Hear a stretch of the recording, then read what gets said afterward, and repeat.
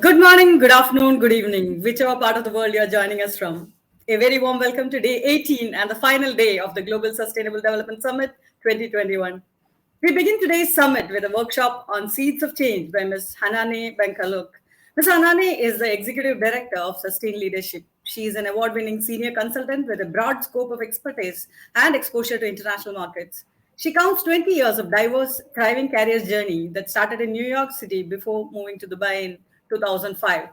More recently, Hanane founded Tawazun, which means balance in Arabic, the first think, do, tank, and platform in the Middle East that aims at cultivating balanced people, work environments, and societies. Very active on advising organizations on their sustainability strategies, very much engaged on advancing the gender balance agenda and on developing youth to create jobs and to embed social impact in their business models as aspiring entrepreneurs. Her focus is on creating more awareness on SDGs and designing outreach programs and initiatives to help to accelerate them. Over to you, Ms. Hanane, for the workshop on Seeds of Change. Thank you very much for the warm welcome and the great introduction. Really happy to be part of this space where we are sharing best practices and advice and shedding the light on a very important topic, especially as we are going back to normal and ending very, very tough period that in a way, if we wanted to look at the positive side of it, was a good wake-up call for all of us, so that we go back and see what needs to be done to accelerate the sustainability agenda and to help build a better future for all. Very excited to share with you some of the insights about seeds of change and how can we plant the right seeds. At the end of the day, every change needs to start somewhere, and it's really about planting the right seeds for that change. It's about knowing where to find that ripe soil so that we can build together a better future for all. Allow me to share. Okay, so why seeds of change? It's because we want to plant the seeds of change today for a sustainable future tomorrow. It is our responsibility all to build new generation that understands that it is important that we embed the social impact in every activity that we do. This is not the responsibility of government only. This is not the responsibility of charitable organizations. This is the responsibility of every single being to drive positive impact. At the end of the day, I always say the very word impact starts with I. So it is an individual commitment and accountability to plant seeds of change today in whatever work we do. For me, that meant these are everything that you see that I'm doing or where you introduce me, those are all titles. And I was having an interview last week about the book that I just launched, and someone asked me, so who is Hanane? You're doing a lot of things, you're executive director, you're a founder, you're a consultant.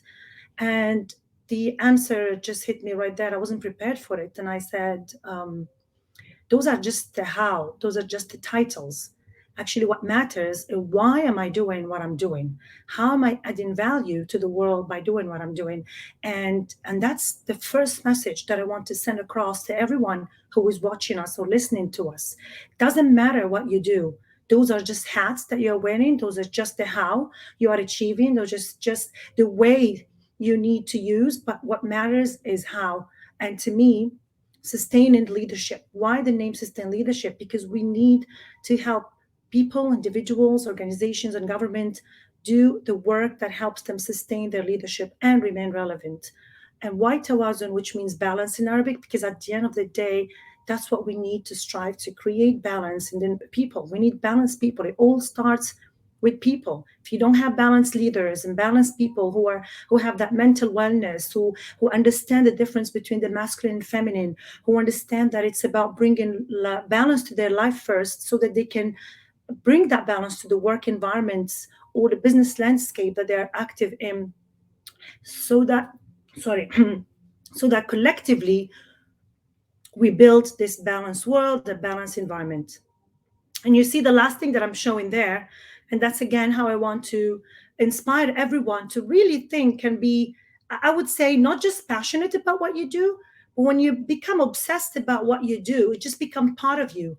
As Mr. Gandhi said, when be the change that you want to see in the world. And to me, I kept saying that the change that I want to see in the world is bringing more of the human element to business, building human-centric organization. And then the more I started talking about it, it became that when everybody asked me about my mission, I kept saying it's about humanizing business. And then I realized that my very initials, HB, that are the name Hanane Benkhallouk, could stand for humanizing business. And that became my personal brand. So we need to be that change that we want to see in the world. We need to live it. We need to be obsessed with it. We need to wake up every day and ask ourselves, whatever I do, and I don't have to be an NGO, I don't have to be non-for-profit, I don't have to be government official to be able to humanize business and to contribute to sustainability and to accelerating sustainability development goals. It's really about, no matter what we do, we need to be so intentional about that. And I just wanted to have this introduction so that if we have young entrepreneurs listening to us, they start asking themselves, what is my mission?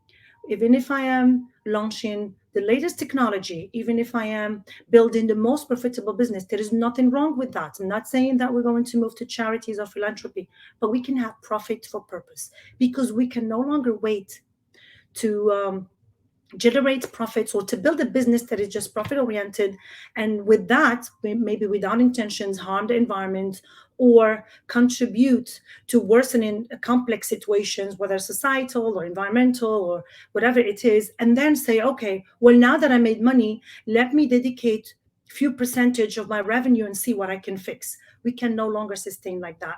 We need to grow new businesses, new mindsets that think about solving those problems that are getting more and more complex. And if we haven't learned it the past 2 years, then we will never learn it. With them having that social impact, that social change embedded in the very business model. So that's the first thing that I want everyone to reflect on after I finish this talk. And which takes me to the very definition of entrepreneur. Who is an entrepreneur? And when I ask this question in interactive setting, I get a lot of, a business owner, someone who adds value, someone who create innovative, which is all great. But to me, the definition today of an entrepreneur needs to be problem solvers.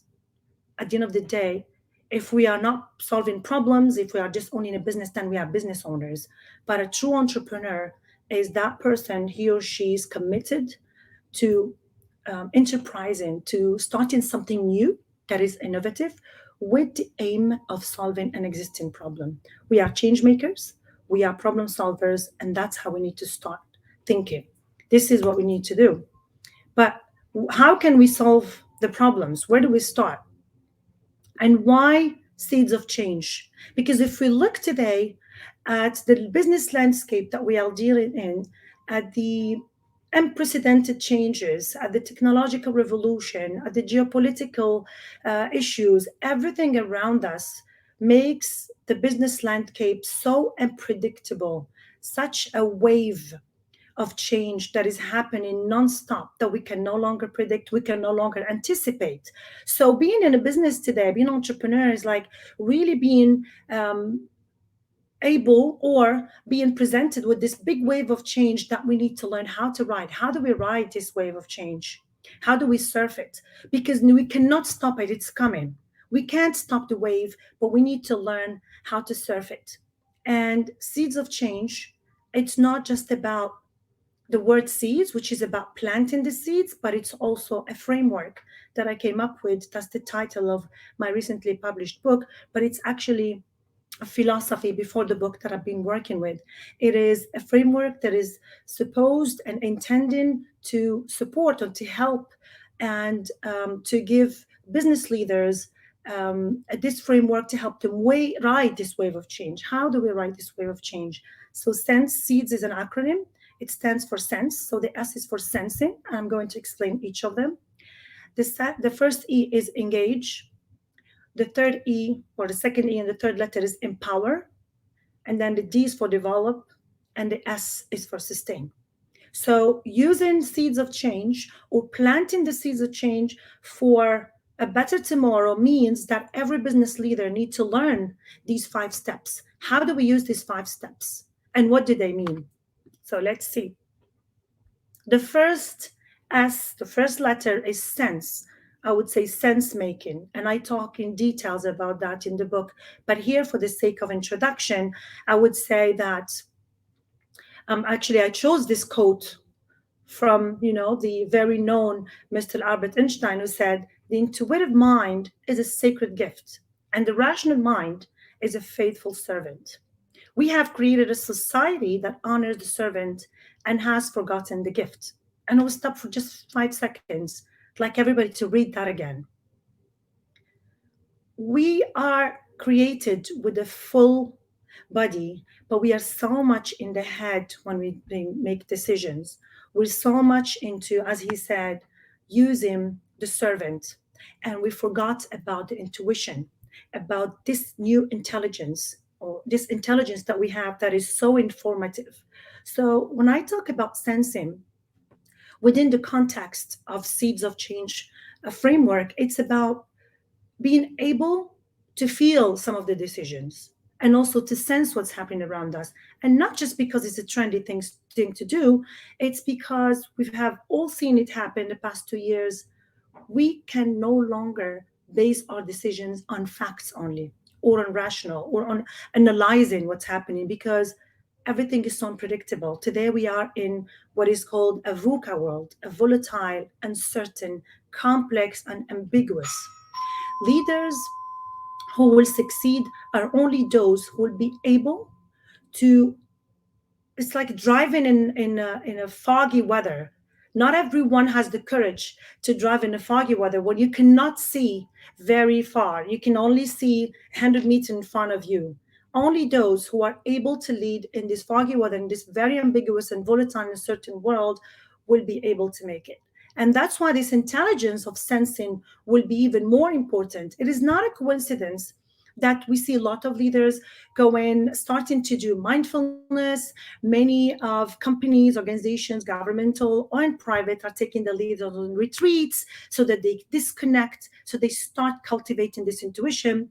Because we even sometimes say, this decision feels right. We're not always in the thinking. So leaders who will succeed, entrepreneurs who will be able to be impactful and to solve these problems, need to start here. How do we sense what is needed? How do we start relying on anticipating those changes rather than wanting everything to be rational, wanting everything to be fact-based? And I talk in details about how we can activate that, how we can cultivate this new intelligence. So that's about the sensing. Second is engage. And again, this word is used vastly. We talk about engaging with others. We talk about informing people, whether they are our stakeholders, our employees, or our customers. But how do we need to engage in the context of seeds? I'm summarizing it here with practicing immersive empathy. Sometimes we think, as leaders or as entrepreneurs or business owners or as decision makers, that just by informing others and putting them in, making them in the know, that we have engaged them. That is not successful engagement. We can engage when we can put ourselves in the shoes of those people that we are either creating a product for them, a service, a policy, a law, no matter what your activity is. You need to be on their side. Look at things from their perspective. But how can you do that if you don't go to their field, if you don't immerse yourself into their day-to-day, if you don't engage actively, if you don't listen to what they say, not listen with the intent of just answering or imposing your own views. So engaging here, and we talk about it in details, it's really about knowing to ask the right questions. And also knowing to listen actively, knowing to listen to what is said and what is not said, observing the tone, observing what are people complaining about, what are they wishing for. If you are about to launch a new product or a new service or anything, like I said, you could be a government official who is planning a new policy or a new law or whatever it is. It's about engaging with those that are concerned, those stakeholders, those end users, and designing that solution with them, not for them. I'm going to repeat that. Whatever you are doing, if you really want to be an impactful leader, no matter what activity is, when you are designing whatever you are designing, a product, a service, a solution, a technology, whatever it is, it needs to be done with the people, not for the people, which means that you need to always understanding what they need, and throughout the process keep going back and forth to make sure that those solutions are tailor-made for these people. This is the only way we're going to have sustainable solutions to the problems that we have. So that's engage. That's the second letter of seeds. What is the third letter, which is the second E? Again, a word that is vastly used, empower. But in the context of seed, when we talk about empower, we're talking about how leaders of today are the ones who create other leaders. They don't create followers. We have different definition of leadership, and the definition of effective leaders is endless. But here, and again, it's not because we want to be good, it's really because that's what's needed.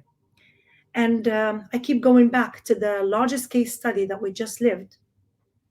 Decision making today needs to happen fast, quickly, because the changes are so fast. If everybody waits for that vertical, very hierarchical way of approvals and waiting for the one man or after like 20 people for the right person to take the decision, and everybody that's below is not empowered to make decisions, then by the time that happens, maybe it will be too late.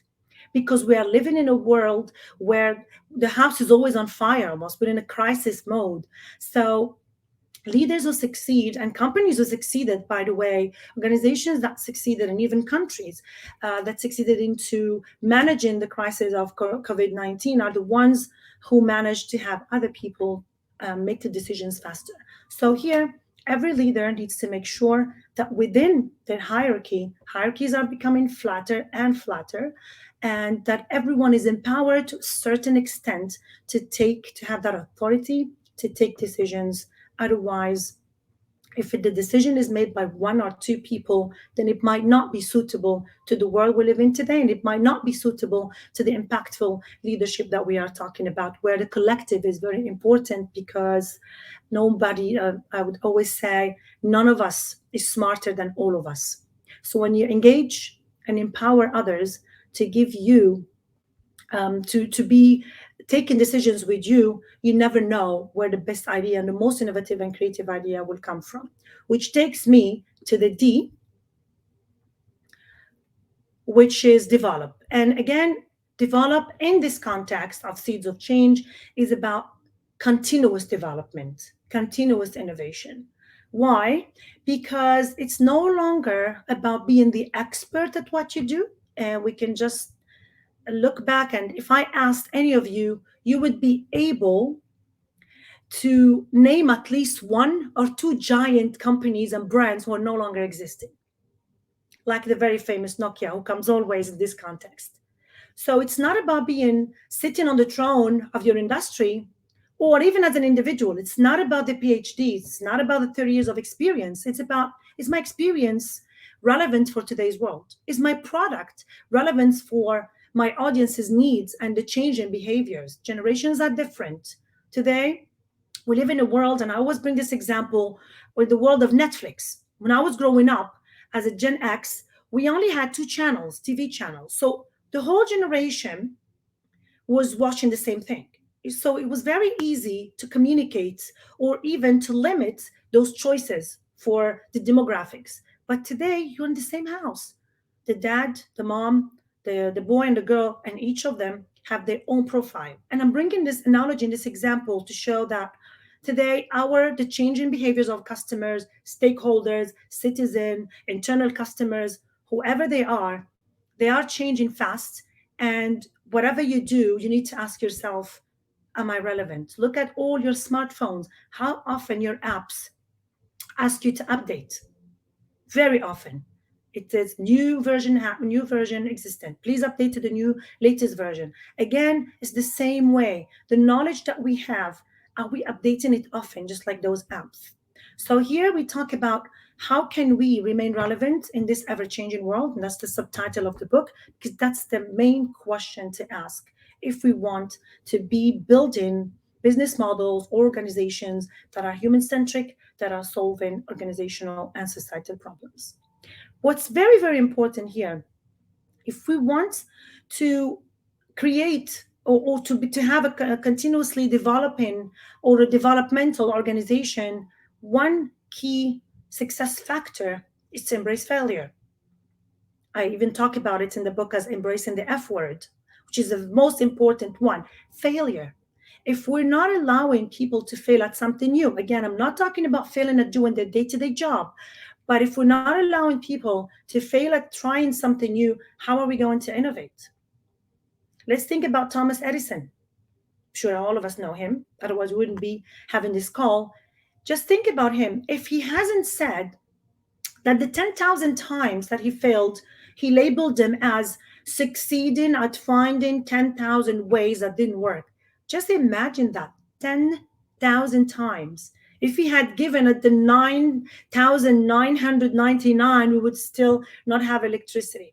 So it's this kind of mindset that we need to have to allow to stop perceiving failure as a success in finding ways that did not work. And that needs to be celebrated. When I work with my clients, I help them create that environment that not only allow failure, but celebrate it.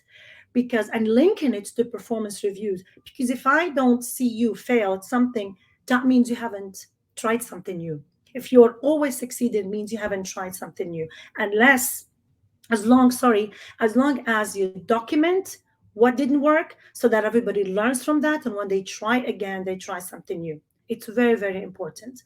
So that's about develop, which brings me to the last letter, which is S. So if we plant the seed right, which is sense, engage, empower, and develop in the way I just talked to you about briefly, we'll be able to multiply. So the seed becomes seeds.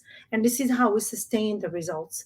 If we sense before we launch something, before we start acting on problems just by our own assumptions, if we immerse ourselves and engage with others, if we empower them to give us their opinion, and if we empower them to suggest ideas and allow them to develop, because it's all linked to each other, to continuously develop, if we help them learn new tools, if we help them have their development plan, and if we develop ourselves and new products based on the insights that we get from that engagement, from that sensing, and then we will be able to sustain those results. We'll be able to transform into what I call human-centric organizations and human-centric business models, which is the aim for me. It's the mission that I work for, to help organizations or businesses, actually. I don't want them to be called businesses anymore. It's really about transforming businesses into human-centric organizations that look at their customers as humans,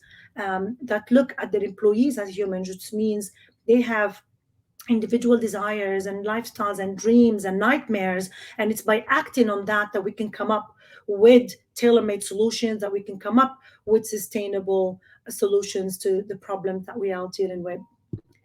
And that takes me to asking everyone, after this brief discussion, before you leave or even after you leave, no matter what you do, no matter what your activity, you could be a housewife, you could be a student, you could be CEO, you could be a startup, you could be somebody who just started their career. What seed of change are you going to plant today to contribute to a sustainable future tomorrow, no matter what your activity is? And I would love to hear from some of you. And if you want to know more about seeds of change, that's the like I said, it's a philosophy that I've been working with, but I thought it was time to put it all into a book that was published in August. You can find it on Amazon or all other platforms, the Barnes and Nobles, internationally published. And it already hit Amazon bestseller in the UAE in September, which was surprising in a pleasant way. And the feedback that I'm receiving is really rewarding. And that's how I'm planting the seed, by giving this knowledge, by trying to support people out there to at least start this reflection and start learning this way of how do I build myself and whatever activity I'm engaged in, so that I am continuously developing, I am fulfilled, because I'll be having a purpose, a purposeful activity, but at the same time, I am intending to leave the world better than when I have found it. And thank you for listening. I think we have a few minutes. If there are any questions, or if you want to look at the comments, that's me. You can always interact with me. If you want to have this discussion or continue this discussion, I try to be very brief. Usually I get really carried away with this topic. You can just Google my name and you'll find me on all social platforms. I have other articles on Forbes and Harvard Business Review in Arabic and English. And I write a lot because I really want to spread this knowledge of inspiring people to be more human-centric. Thank you for your attention. Thank you so much, Ms. Hanane, for that awesome session. As you said, the pandemic was a wake-up call for all of us. And really, the work you are doing is amazing. And that was a thought-provoking question which you asked at the end. What seeds of change are we going to plant? Yes. Let's all think about that and plan to take some action for creating a sustainable change in the world. Yeah, thank you so much for joining us. Sure. Now let's